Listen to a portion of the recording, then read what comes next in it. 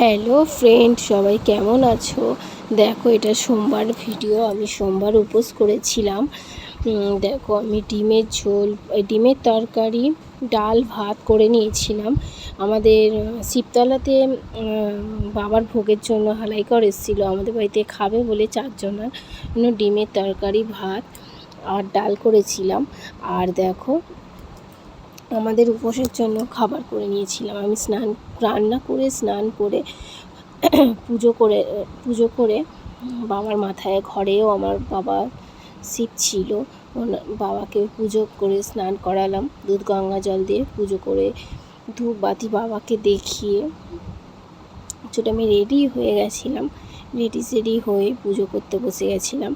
আমিও ঘরে আমাদের উপোসের জন্য সিমুই, আলুর দম, লুচি করেছিলাম আমি। আর আমার ননদ খাবো বলে, আমার ছেলেও সোমবার করে ভাত খায় না। দেখো, আমি ঠাকুরকে সুন্দরভাবে গুছিয়ে পুজো করে নিলাম। তারপর দেখো, পুজো দিতে যাচ্ছিলাম, কিন্তু জাস্ট একটুখানি আমার দুধ গঙ্গা জলটা পড়ে যাচ্ছিলো, তাই জন্য হাত আমার ব্যথা হয়ে যাচ্ছিলো, আমি নিতে পারছিলাম না। দেখো, মন্দিরে তো খুব ভিড়ই হয়েছিল। দেখো, বাবার মাথায় এত মালা বেলপাতা দিয়েছে যে বাবার মুখই দেখা যাচ্ছে না। দেখো, এটা মা মনসা লক্ষ্মী থান। দেখো, এখানেও আমার ধূপবাতি দেওয়া হয়ে গেছিলো। আমাদের মেজদি আর আমার ননদ ধূপবাতি দিচ্ছে।